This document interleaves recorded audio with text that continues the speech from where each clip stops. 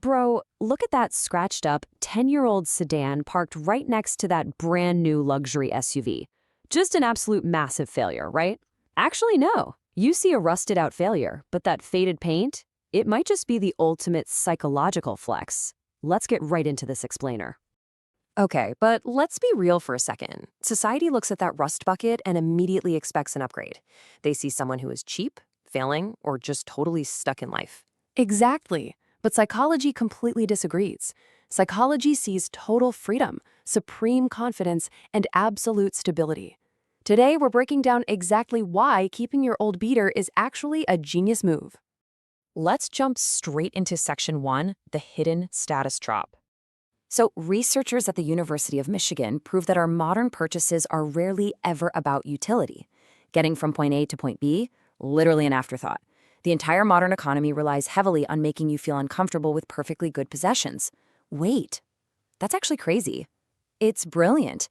Think about it. If you are satisfied with what you already have, you don't buy anything. So the absolutely crucial question you have to ask yourself is, are you buying a car or are you buying an identity? You're basically using a car to buy strangers' opinions when you pull up to a red light. Hey, look, there is nothing wrong with wanting visual validation.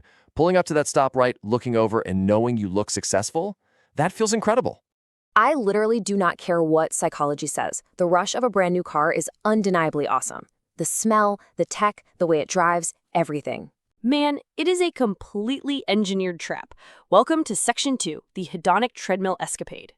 This is hedonic adaptation.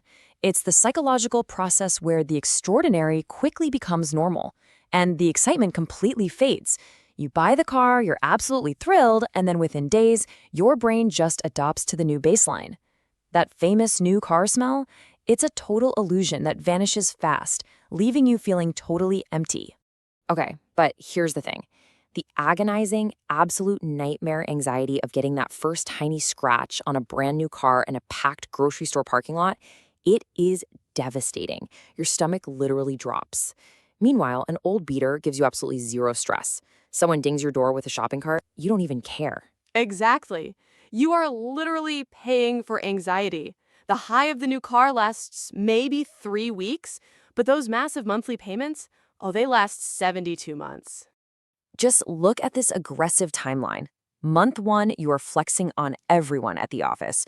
Month 3, it's just a car. The thrill is dead. Month 6, the payment stress hits hard and your brain is already forcing you to look for the next upgrade.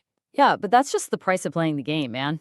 All right, even if I admit the treadmill is real, why keep a rattling tin can? Just go buy a cheap, slightly newer car. Because if you do that, you're throwing away all your data. Let's look at Section 3, Memories over Metal. Have you ever heard of the mirror exposure effect? It brilliantly illustrates how we develop a deep, emotional attachment to things simply because they are familiar to us. When you're going through times of extreme stress, being in familiar environments literally calms your nervous system down. Your old car isn't just a hunk of metal. It's a physical hard drive of your entire life. You know the exact, specific force required to slam the driver's side door so it shuts perfectly. You know all about that slight steering wheel shake that happens at exactly 65 miles per hour. That car survived 3 of your worst breakups. It drove you to your first real job. Okay, you know what? I'll admit, I do have weirdly strong nostalgia for my beat-up first car. But honestly, I'd still rather drive my new one. And that nostalgia right there is exactly my point. Society looks in your driveway and they just see old metal. But the owner sees memory. Which brings us directly to the biological toll of the modern world. Here is Section 4, Curing Your Decision Fatigue. We've got notifications buzzing constantly, endless software upgrades, managing a dozen different subscriptions, nonstop social media comparisons.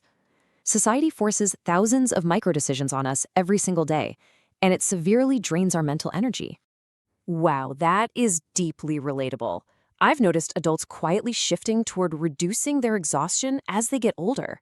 We just eat at the exact same restaurants, wear the exact same style of clothes, and keep the exact same car just to find a little bit of peace in the chaos. And that peace looks a whole lot like this beautiful number right here, $0. That is the monthly cost of an old car. What could you do with the ultimate freedom of zero car payments? Invest it? Travel the world? Or just, finally sleep through the night without sweating over a bill? Look, zero payments sounds super nice, but the social pressure out there in the real world is immense. People judge you, period. And that's exactly why it's the ultimate power move. Section 5, the ultimate psychological flex. You beat the system by asking a highly dangerous question. What if what you already have is enough? Think about it. Enough is the single most terrifying word to modern consumer culture, because the absolute second you genuinely feel it, you become completely immune to all their advertising. It requires an insane level of confidence, though. Think about rolling up to your 10-year high school reunion in a faded 10-year-old sedan.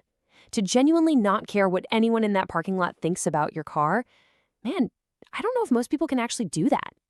That is precisely why it's the ultimate flex, because quietly exiting the rat race proves the biggest point of all. Wealth isn't about looking rich, it's about being free. All right, I hear ya, but I'm still taking the luxury car. I respect the hustle, though. So we're going to leave you all with this final provocative thought. Would you rather drive a brand new luxury car or an older car with absolute peace? Thank you for joining us for this explainer. Drop your answer down below, and we'll catch you in the next one.